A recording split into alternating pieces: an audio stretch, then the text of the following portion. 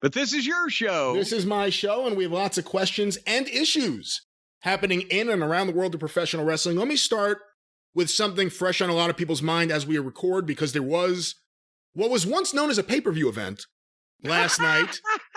What has now been vinced, I guess we could say, and has a whole new term for it, although in some ways it makes sense, although it's not really consumer-friendly.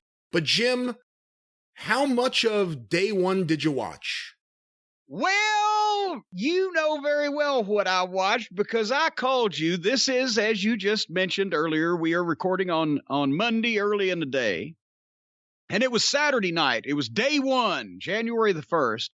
And I called you up yesterday on Sunday after I got up and turned on the Google machine and looked at the various internets and saw that Roman Reigns was not at the pay-per-view and they didn't have the Brock Lesnar-Roman Reigns match. I called you on the phone and I said, Daddy Brian, since Roman Reigns couldn't come out and play with Brock Lesnar, do we still have to watch the pay-per-view?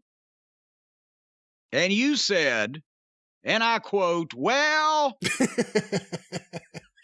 you probably wouldn't mind watching Brock win the belt. I said, all right.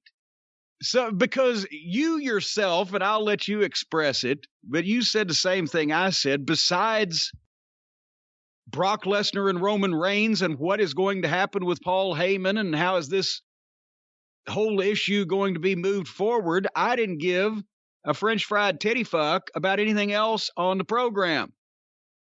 Didn't really care, wasn't really interested. Didn't expect anything to be laughably bad, but I expected it to be long and not very exciting. I understand the New Day and the Usos tag team match was just filled with wrestling moves and things and such. And we've seen that a million times. So I watched the title match, but you teased the new terminology. Welcome to our first premium live event of 2022. So now no longer it's a pay-per-view because the people are definitely not paying for it in any large numbers. And now that it's on Peacock, they don't have to pay per view. They can watch it anytime they want, as many times they want. But now we have premium live events, Brian. Does that just... Well, that just makes me salivate to see more of those. Sort of like the premium gash. Have you ever actually... The premium gash? What? Yeah, the premium gas. Have you ever... What, gash? I thought I heard something else. Premium gas. Have you ever actually... When you go up to the fucking pump, do you get the premium gas for another 50 cents a gallon or whatever? Or do you just stick the goddamn regular gasoline in your tank? Well, I do regular, but I don't do any of that. New Jersey's a full-service state. Oh, God damn it, I forgot. Well, and we have in normal places where I don't trust anybody anymore to be fooling around with my car. I never get gas in New Jersey. But normally, you just get the gas. What sucker in this day and age gets the premium gas for 50 or 60 cents a gallon more? It's probably... There's 3 different kinds of gas at the pump. If you had an X-ray, the tank 5 feet underneath you, all those fucking pumps are connected to the same tank. But now it's a premium live. Pay-per-view sounded like it had some gravitas to it. Premium live event sounds like a fucking little shortly souped up version of what you get all the time anyway. There has to be another term. I don't know what it is. But premium live event sounds like what you would put in a memo to another department.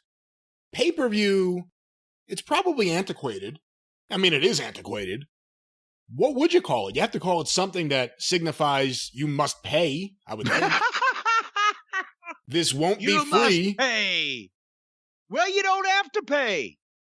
That's the thing. They've fixed it where you can see this at no additional charge to you in your own home if you have Peacock for $5 a month. So, I mean, there used to be a value attached to some of these shows because you had to either go out of your way to see them, go somewhere to see them, or spend some extra money to see them.